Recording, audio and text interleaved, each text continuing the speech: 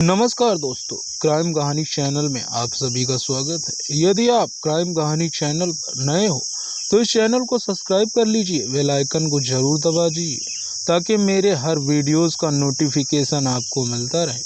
और सब्सक्राइब करना ना भूलें, आपके एक सब्सक्राइब से हमें मोटिवेशन मिलता है। तो चलिए आज की कहानी शुरू करते हैं। अनीता शुक्रवार की शाम 9:15 बजे अपनी भाभी कंचन वर्मा के घर पहुंची। उसने दरवाजे पर लगी कॉल बेल बजाई, लेकिन कई बार घंटी बजाने के बाद भी जब अंदर कोई हलचल नहीं हुई तो उसने दरवाजे को धक्का दिया। इससे दरवाजा खुल गया। अनीता अंदर पहुंची। उसने भाभी को आवाज लगाई, लेकिन कोई जवाब नहीं मिला। बेडरूम में टीवी चल रहा था और मोबाइल भी बेड पर पड़ा था। तभी उसकी नज़र बाथरूम की ओर गई। उसने बाथरूम का दरवाजा खोला तो वह हैरान रह गई। वहां फर्श पर भाभी कंचन बेहोश पड़ी थी। घर का सामान अस्त व्यस्त पड़ा हुआ था। यह सब देखते ही अनीता चीखती हुई बाहर की ओर भागी। उसने यह जानकारी आसपास के लोगों और भाई कुलदीप वर्मा को दी। यह 19 फरवरी 2021 की बात है। अनीता के चीखने चिल्लाने की आवाज़ सुनकर आसपास के लोग एकत्र हो गए। अनीता ने बगल में रहने वाले उसकी दूसरी भाभी व भाई कुलदीप वर्मा को फोन कर बुलाया। इस बीच किसी ने यह सूचना थाना को दे दी।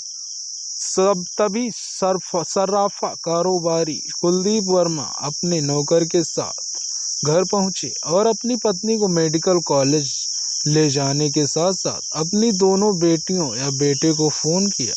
डॉक्टरों ने जांच के बाद कंचन वर्मा को मृत घोषित कर दिया। सूचना मिलते ही थाना प्रभारी छोटेलाल पुलिस टीम के साथ घटनास्थल पर पहुंच गए।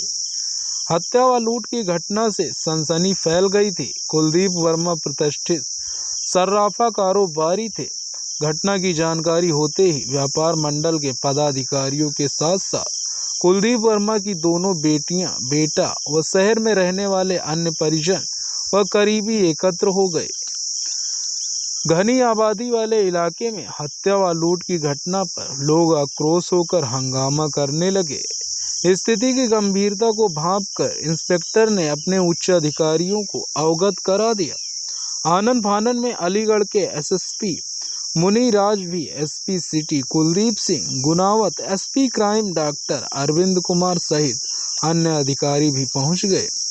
एसएसपी ने forensic crime branch, surveillance field unit और डॉग स्क्वाड की टीमों को भी मौके पर बुला लिया। उत्तर प्रदेश के अलीगढ़ के क्वारसी थाना क्षेत्र की सरोज नगर कॉलोनी में प्रतिष्ठित सर्राफा व्यवसायी कुलदीप वर्मा अपनी पत्नी कंचन वर्मा के साथ रहते थे। उनका यह मकान एटा चुंगी चौराहे के करीब 100 मीटर की दूरी है। सर्राफा कारोबारी कुलदीप वर्मा रोजाना की तरह सुबह एटा चुंगी चौराहे के पास नौरंगाबाद स्थित अपने शोरूम पर चले गए थे। इसके बाद ही बदमाशों ने घटना को अंजाम दिया था। उच्च अधिकारियों ने घटनास्थल का बारीकी से निरीक्षण किया, लूट और हत्या के बारे में जानकारी लिया। कंचन के गले पर चोट के निशान थे, जबकि नाक से खून निकल रहा था। देखने से लग रहा था कि बदमाशों ने कॉल बेल बजाई। कंचन ने दरवाजा खुलाया और घर में घुसकर लूटपाट किया। विरोध करने पर उन्होंने कंचन वर्मा की गला दबाकर हत्या कर दी। फिर उसको ले जाकर बाथरूम में बंद कर दिया। बाथरूम से गैस की बदबू आने पर पता चला कि गैस डीजर का पाइप कटा हुआ था। तुरंत गैस सिलेंडर को बंद किया गया। घर वालों ने पुलिस को बताया कि दूध वाले नौकरानी अपने बेटे व करीबी के अलावा मृतका किसी के लिए दरवाजा नहीं खोलती थी।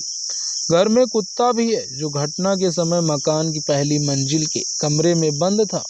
यह भी पता चला कि नौकरानी काम करके चली गई थी। दोपहर करीब 1:30 बजे कंचन ने अपने छोटे दामाद पुनीत को जन्मदिन की बधाई देने के लिए फोन किया था। उन्होंने करीब 7 मिनट बात की थी। फिर यह कहते हुए बेड पर मोबाइल रख दिया कि दरवाजे पर कोई आया है। इसके बाद फोन कट गया था। यही आखिरी कॉल थी। इसी दौरान बदमाशों ने घटना को अंजाम दिया था। शाम के समय शहर के ही ऊपरकोट मोहल्ले में रहने वाले कुलदीप की बहन अनीता आई। तब घटना की जानकारी हुई थी। फॉरेंसिक टीम ने कई स्थानों से फिंगरप्रिंट उठाए। घर में ऐसा कोई व्यक्ति आया था जिसे यह तक पता था कि घर में हथौड़ी और आरी कहाँ रखी थी। उसे यह जानकारी थी बेडरूम के अंदर एक छोटा कमरा है जिसके अंदर तिजोरी है। पुलिस को आशंका थी कि वारदात को अंजाम देने वाले बदमाशों को घर की हर चीज की जानकारी थी। संभावना थी कि लुटेरे परिवार के नजदीकी रहे होंगे। दिन दहाड़े हुई इस वारदात की आसपास में किसी व्यक्ति को भनक तक नहीं लगी थी, जबकि घर वालों के मुताबिक हत्या व लूट की घटना दोपहर करीब 1:30 किसी के कॉल बेल बजाने के बाद हुई थी। बदमाशों ने घर के औजारों से ही छोटे कमरे तथा वहां रखी तिजोरी के ताले तोड़े थे। घर में जीवन बीमा पॉलिसी आदि के कागजात बिखरे पड़े थे। टूटी हुई चूड़ियां भी मिली। अंदर के कमरे की तिजोरी तोड़कर बदमाश हीरे सोने चांदी के गहने लूट गए। सामान की कीमत 1 करोड़ से अधिक बताई गई। सर्राफा कुलदीप वर्मा की तरफ से पुलिस ने धारा 302, 394 के तहत अज्ञात हत्यारों के खिलाफ रिपोर्ट दर्ज कर ली थी। मौके की कार्रवाई पूरी करने के बाद पुलिस ने मृतका के शव को पोस्टमार्टम के लिए अलीगढ़ भेज दिया। कुलदीप वर्मा का नौरंगाबाद देवी मंदिर के पास कुलदीप ज्वेलर्स के नाम से शोरूम है। घटना के समय वह अपने शोरूम पर कारीगर के साथ सर्राफा कारोबारी की दोनों विवाहित बेटियों ने पुलिस को बताया कि इस वारदात में हो ना हो कोई ऐसा व्यक्ति शामिल है जो या तो हमारा अपना है या फिर हमारे घर के बारे में बारीकी से जानता है कि कौन सी चीज कहाँ रखी है। इस बारे में परिवार के करीबी सदस्यों अक्सर घर आने वालों के अलावा किसी को जानकारी नहीं थी। टूटी चूड़ियां देखकर पुलिस ने अनुमान लगाया कि बदमाशों से संघर्ष करने के दौरान मृतका की चूड़ियां टूट गई होंगी। खोजी कुत्ता मकान के बाहर गली में मोड़ तक जाने के बाद ठिठक कर रह गया। इसे लेकर तमाम तरह के कयास लगाए जाने लगे। घर वालों ने बताया कि दुकान के कीमती जेवरों को तो अलावा गिरवी रखे जेवरात भी टूटी तिजोरी में रखे थे। बदमाशों ने बेडरूम के अंदर वाले कमरे और उसके अंदर रखी तिजोरी के अलावा किसी चीज को हाथ नहीं लगाया था। कुलदीप वर्मा मूल रूप से महेंद्र नगर में रहने वाले थे। कुलदीप 5 भाइयों में दूसरे नंबर के हैं। सबसे बड़े भाई राजू की मृत्यु हो चुकी है, जबकि तीसरे नंबर के संजय, चौथे नंबर के पंकज व सबसे छोटा महेंद्र है। पिता ज्ञानचंद्र की भी ज्वेलरी की दुकान थी। इसका ज्वेलरी का काम खानदानी है। चारों भाई सन 2012 में नई विकसित हुई कॉलोनी सरोज नगर में अपने अपने मकान बनवाकर रहने लगे थे। चारों का अपना अपना सर्राफा का कारोबार है, जिसमें कुलदीप का कारोबार सबसे अच्छा था। कुलदीप वर्मा की 2 बेटियां पायल व काजल हैं। दोनों बेटियों की शहर में ही अलग अलग इलाकों में शादियां कर दी गई थी। बेटियों के अलावा इकलौता बेटा योगेश उर्फ राजा है। राजा ने करीब 6 महीने पहले शहर के ही कपड़ा व्यापारी की बेटी से प्रेम विवाह किया था। युवती दूसरी बिरादरी की व उम्र से राजा से बड़ी होने के कारण माँ बाप इससे नाखुश थे। बहनों ने भी इस प्रेम विवाह का विरोध किया था। इसीलिए राजा अपनी पत्नी के साथ जीवीएम मॉल के सामने किराए के मकान में रहने लगा था। घटना की जानकारी होने पर वह भी घर आ गया था। जानकारी होने पर कोल क्षेत्र के विधायक अनिल पारासर, इगलास क्षेत्र के भाजपा विधायक राजकुमार पीड़ित परिवार से मिलने पहुंचे। सियासी लोगों ने आवाजाही लगी रही। हत्या व लूटपाट के विरोध में आक्रोशित सर्राफा कारोबारियों ने अपनी दुकानें बंद रखी। दिन दहाड़े सर्राफा व्यवसायी की पत्नी की हत्या व लूटपाट से नाराज व्यापारी मंडल के पदाधिकारी और सर्राफा व्यवसायी एसएसपी व एसपी से मिले और वारदात के शीघ्र खुलासे की मांग की। इस घटना से प्रशासन की चाक चौबंद व्यवस्था की पोल खुल गई थी। पुलिस जांच के दौरान सर्राफा व्यवसायी के घर वाली गली में लगे सीसीटीवी फुटेज में नीले सलवार सूट में ईयरफोन लगाए घूमती एक महिला और बाइक सवार 2 संदिग्ध युवक नजर आए। पुलिस इसी दिशा में जांच में जुट गई। घटना की खबर व आईजी पीयूष मोटिया भी घटनास्थल पर निरीक्षण करने पहुंचे।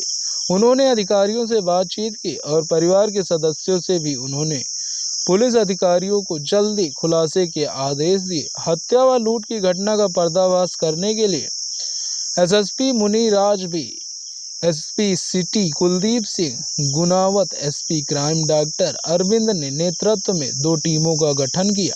पोस्टमार्टम रिपोर्ट से पता चला कि कंचन की मृत्यु गला घोटने के कारण हुई थी। दूसरे दिन शनिवार की सुबह पोस्टमार्टम के बाद कंचन वर्मा का अंतिम संस्कार किया गया। शव को मुखाग्नि इकलौते बेटे राजा ने दिया। सर्राफा व्यवसायी कुलदीप के साथ लूट की यह तीसरी वारदात थी। इससे पहले सन 2017 में बदमाशों ने उनकी दुकान को निशाना बनाया था। बदमाशों ने दिन दहाड़े फायरिंग कर गहने लूटे थे। फायरिंग में कुलदीप को गोली भी लगी थी। उस घटना के समय कुलदीप अपने बेटे राजा व नौकर के साथ दुकान पर थे। हालांकि कुछ दिन बाद घटना का मुख्य आरोपी बुलंदशहर के सिकंदराबाद में एक मुठभेड़ में मारा गया था। उसके कुछ साथी पकड़े गए थे। उन्होंने कुलदीप के यहाँ लूट की बात स्वीकार की थी। खास बात यह है कि तब बुलंदशहर के एसएसपी मुनिराज ही थे। पिछले साल भी कुलदीप की आंखों में मिर्च झोंक कर लूट की घटना को अंजाम दिया गया था। उस घटना के बारे में पुलिस को बताने के बजाय पर्दा डाल दिया गया था। पुलिस ने इस हत्याकांड के खुलासे के लिए सिलसिलेवार जांच शुरू किया। पुलिस के सामने 5 मुख्य बिंदु जिन पर वह जांच कर रही थी। मृतका के घर वालों ने पुलिस को बताया कि दिन भर घर में बंद रहने वाली कंचन अपने परिचितों के लिए ही दरवाजा खोलती थी। दोपहर में 12 से 1 बजे के बीच काम वाली के आने पर ही कंचन बाथरूम में नहाने जाती थी। तिजोरी तोड़ने को घर में रखे औजार किसी अपने ने ही उठाए होंगे। ऐसे भी अनुमान लगाया गया कि मृतका जब बाथरूम में नहाने गई हो उसी समय घटना को अंजाम दिया गया हो। इससे नौकरानी अंजू पर भी शंका की सुई घूम रही थी। पुलिस ने उसका मोबाइल भी कब्जे में ले लिया था। उसकी कॉल डिटेल्स भी खंगाली गई। पुलिस ने रडार पर अंजू व उसके परिवार का कोई सदस्य था, क्योंकि अंजू का पेशेवर लुटेरा पति इस समय गैंगस्टर केस में जेल में है। अंजू घटना के 20 दिन पहले ही आई थी। हालांकि 2 साल पहले वह कुलदीप के घर में काम कर चुकी थी, लेकिन 1 साल पहले काम छोड़कर चली गई थी। दुकान का नौकर या उसके परिवार के किसी सदस्य के अलावा कंचन के बेटे राजा के कुछ दोस्तों को, जो राजा की गैर मौजूदगी में उसकी मां के पास आया करते थे, उनके लिए भी दरवाजा खोल देती थी। अब पुलिस यह पता लगाने में जुट गई थी कि मृतका ने अपने दामाद का फोन काटकर दरवाजा किसके लिए खोला था। दूसरे, कंचन के दरवाजे से गली में मुहाने पर वह एयरफोन वाली महिला के चक्कर क्यों लगा रही थी। उस महिला ने बाइक सवार युवकों को बैग में कुछ सामान भी दिया था। इसके बाद युवक गली से बाहर चले गए थे। महिला भी पैदल चली गई। पुलिस युवक युवती व बाइक को शिनाख्त के प्रयास में लगी। इस हत्याकांड व लूट की वारदात में क्वार्सी के पुलिस में को हिला डाला था। घटना के दूसरे दिन ही खुलासा न होने से मृतका के सगे संबंधी सर्राफा व्यवसायी आक्रोशित थे, जिससे धरने प्रदर्शनों का डर था। इलेक्ट्रॉनिक और प्रिंट मीडिया में भी घटना सुर्खियों में थी, जिससे पुलिस पर दबाव बढ़ता जा रहा था। यह केस पुलिस के लिए चुनौती बन गया था, लेकिन पुलिस अपने काम में गोपनीय तरीके से जुटी रही। जांच सही दिशा में आगे बढ़ती रही। पुलिस के उच्च अधिकारी इस मामले पर नजर रखे थे। पुलिस अब तक मिले साक्ष्यों पर काम कर रही थी। इसी बीच 20 फरवरी 2021 को शाम 7 बजे पुलिस को राजा के मोबाइल पर एक कॉल उसकी पत्नी की मिली। उस कॉल को ट्रैप किया गया तो पूरा भेद खुल गया। उसमें राजा अपनी पत्नी को बेबी नाम से संबोधित करते हुए कह रहा था कि सब ठीक चल रहा है, पुलिस दूसरी दिशा में काम कर रही है, तुम अब अपना अच्छे से इलाज कराना। इस पर पुलिस का माथा ठनक गया और राजा को हिरासत में लेकर पुलिस थाने लाया गया। पुलिस पूछताछ में राजा ने सिर्फ इतना ही कहा कि मैं अलग रहता हूँ, कुछ समझ में नहीं आ रहा है यह क्या हुआ। जब पुलिस ने उसे सीसीटीवी के वे फुटेज दिखाए जिसमें एक युवक व एक युवती बाइक पर आते व जाते दिखाई दे रहे थे, फुटेज देखते ही उसके चेहरे की रंगत उड़ गई। घटना के दिन 1 बजे तक की गतिविधियों को तो उसने सही बताया, लेकिन 1 बजे के बाद की गतिविधियों पर वह चुप्पी साध गया, जबकि उसके मोबाइल की लोकेशन दोपहर 1:30 बजे से घटना स्थल पर ही थी। वहां से निकलकर वह अपने किराए वाले घर तक गया और पिता के कॉल करने पर वहां से लौटकर आया। फुटेज में दिखे उसके साथियों के मोबाइल पर भी उसकी बातचीत होने की पुष्टि हुई। इसके बाद राजा तोते की तरह बोलने लगा। उसने खुद ही वारदात करने व उसमें अपनी पत्नी को व उसकी प्रेमिका के शामिल होने की बात कबूल कर ली। पुलिस ने रात में ही ताबड़तोड़ दबिश देनी शुरू कर दी। पुलिस ने इस वारदात में शामिल चारों आरोपियों को गिरफ्तार कर लिया। पूछताछ करने पर आरोपियों ने अपना अपराध कबूल कर लिया। इस प्रकार 30 घंटे में ही पुलिस ने घटना का पर्दाफाश कर दिया। 21 फरवरी 2021 को रविवार को एसएसपी मुनिराज ने दोपहर को पुलिस लाइन सभागार में प्रेस वार्ता आयोजित कर घटना का खुलासा किया। उन्होंने बताया कि प्रथम दृष्टया मिले संकेतों के आधार पर पुलिस ने अपनी जांच कुलदीप वर्मा के परिचितों के साथ ही कामवाली की ओर मोड़ दी थी। पुलिस ने घटना के पर्दाफाश के लिए लगभग 50 सीसीटीवी खंगाले थे। घर के बाहर लगे सीसीटीवी की फुटेज से पुलिस को यह क्लू मिला कि एक महिला के हाथ में बाइक सवार बदमाशों ने कुछ सामान लिया। इसके बाद बाइक सवार बदमाश बाईपास के रास्ते कयामपुर ग्लोबल रेजिडेंसी होते हुए शताब्दी नगर में घुस गए थे। इसके बाद पुलिस अलग अलग बिंदुओं पर गहन पड़ताल किया। शनिवार की शाम एक फोन कॉल की मदद से मिले सुराग के आधार पर पुलिस ने कंचन वर्मा के कत्ल और लूट के आरोपों में उसके बेटे योगेश उर्फ राजा, उसकी पत्नी सोनम उर्फ चित्रा, राजा के दोस्त तनुज चौधरी निवासी देवनगर कॉलोनी बन्ना देवी व उसकी प्रेमिका सहजन चौहान उर्फ रीनी निवासी गुलर रोड पन्ना देवी को गिरफ्तार कर लिया। आरोपियों की निशानदेही पर 2 बैग बरामद किए गए, जिसमें लगभग 1 करोड़ रुपए की कीमत के हीरे, सोने चांदी के जेवरात, 2 बाइक, 1 लाख की नकदी व तिजोरी काटने वाला ग्राइंडर बरामद किया गया। राजा ने किराए के मकान में 2 पिट्ठू बैगों में पूरा माल बैग में बरामद कराया। वहीं से उसकी पत्नी को गिरफ्तार किया गया, जबकि तनुज को उसके घर से गिरफ्तार कर लूटी गई रकम से उसके कब्जे में बरामद करने के साथ रीनी को उसके घर से गिरफ्तार किया गया। चारों आरोपियों से पूछताछ के बाद इस मर्डर व लूटपाट की जो कहानी सामने आई वह इस प्रकार थी। टीकाराम स्कूल के पास गारमेंट की दुकान चलाने वाली युवती सोनम उर्फ चित्रा से योगेश उर्फ राजा ही की कपड़े खरीदते समय नजदीकियां हो गई थी। यह घटना के 6 महीने पहले की बात है। राजा को पता चला कि सोनम शादीशुदा है। उसका पति विहान अरोड़ा रेलवे रोड पर गारमेंट की दुकान चलाता है। सोनम ने राजा को बताया कि उसका पति उसके साथ मारपीट करता है। इसके बाद सोनम और राजा की दोस्ती हो गई और दोनों इस कदर नजदीकियां बढ़ गई कि राजा उसका खर्चा उठाने लगा। सोनम ने अपने पति विहान से दूरी बना ली। बाद में राजा ने उसे रामघाट रोड पर माल के सामने किराए पर मकान दिलवा दिया और 6 महीने पहले उससे कोर्ट में शादी कर ली। दोस्तों, यह बात राजा के माता पिता को जब पता चली तो वे उस पर नाराज हुए। उन्होंने कहा, तुम्हें वह शादीशुदा औरत ही मिली थी। हम तुम्हारी शादी किसी अच्छे खानदान में अच्छी लड़की से कराते। इतना ही नहीं, उन्होंने चेतावनी दी, अगर तुमने उसका साथ नहीं छोड़ा तो तुम हमारे साथ नहीं रह पाओगे। राजा ने कहा कि वह सोनम का साथ नहीं छोड़ सकता, अब वह उसकी पत्नी है। इस बात पर कुलदीप के बेटे राजा को घर से निकाल दिया गया। घर से निकाले जाने के बाद राजा का हाथ तंग रहने लगा। हालांकि बीच बीच में वह घर जाकर कंचन से लड़ झगड़ कर रुपए ले आता था। राजा का हाथ तंग होने पर उसके पुराने दोस्त उससे हाथ खींचने लगे, जबकि साथ में जिम करने वाला दोस्त तनुज चौधरी, जो एक बड़े शराब कारोबारी का बेटा है, राजा की आर्थिक मदद किया। 6 महीने तक सब कुछ ठीक चलता रहा। अब तनुज ने अपनी प्रेमिका सहज उर्फ रीनी से शादी करनी चाहिए तो उसे रुपयों की जरूरत पड़ी। यह बात उसने राजा को बताई।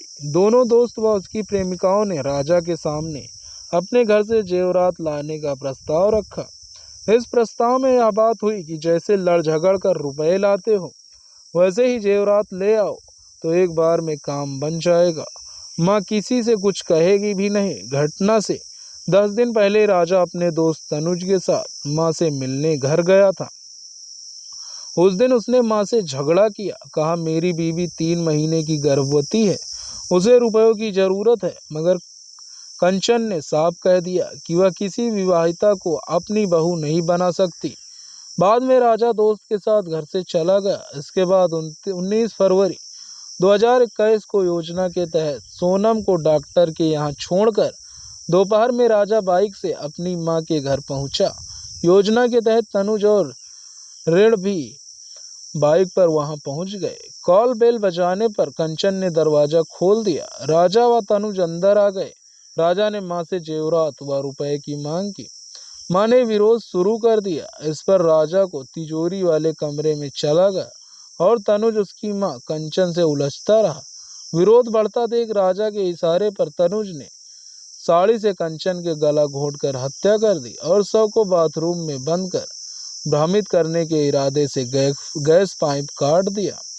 हत्या व लूटपाट करने के बाद राजा व तनुज अपनी अपनी बाइकों से निकल गए, जबकि रीनी गली से निकलने के बाद ऑटो में बैठकर अपने घर चली गई। पुलिस जांच में यह बात सामने आई और सोनम ने भी स्वीकार किया कि वह मूल रूप से बुलंदशहर की रहने वाली है। काफी समय पहले वह मां के साथ नगला मवासी अपनी ननिहाल में आकर रहने लगी थी। वहां प्राइवेट नौकरी करते करते पहले उसने एक मुस्लिम युवक से, फिर एक अन्य युवक से और तीसरी शादी गारमेंट दुकान संचालक विहान से की थी। चौथी शादी योगेश उर्फ राजा से की और अब 3 माह की गर्भवती है। किसी ने सोचा भी नहीं था कि मां को मुखाग्नि देने वाले बेटे ने ही अपनी मां का कत्ल कर दिया था। जिस मां ने महीनों तक अपनी कोख में पाला और फिर 24 साल पालकर बड़ा किया, वही बेटा प्यार और पैसों की खातिर मां के खून का प्यासा बन गया। उसने ऐसी घटना को अंजाम दिया जिससे बेटे के नाम पर कलंक लग गया। दोस्तों, इस कहानी का उद्देश्य, इस घटना का उद्देश्य किसी को परेशान करना, किसी का दिल दुखाना नहीं है, बल्कि आपको जागरूक करना, आपको सचेत करना है। दोस्तों, इस कहानी की राय आप कमेंट बॉक्स में जरूर बताएं। इसी तरह की कहानियों के लिए हमारे चैनल क्राइम कहानी को सब्सक्राइब कर लें, ताकि इसी तरह की कहानियां आप सबको मिलती रहें। बेल आइकन प्रेस कर लें और सब्सक्राइब करना ना भूलें, क्योंकि आपके एक सब्सक्राइब से हमें मोटिवेशन मिलता है। तो दोस्तों, तब तक के लिए आप सभी अपना ख्याल रखो, हमें इजाज़त दो। मिलते हैं आगे की कहानियों में, तब तक के लिए धन्यवाद।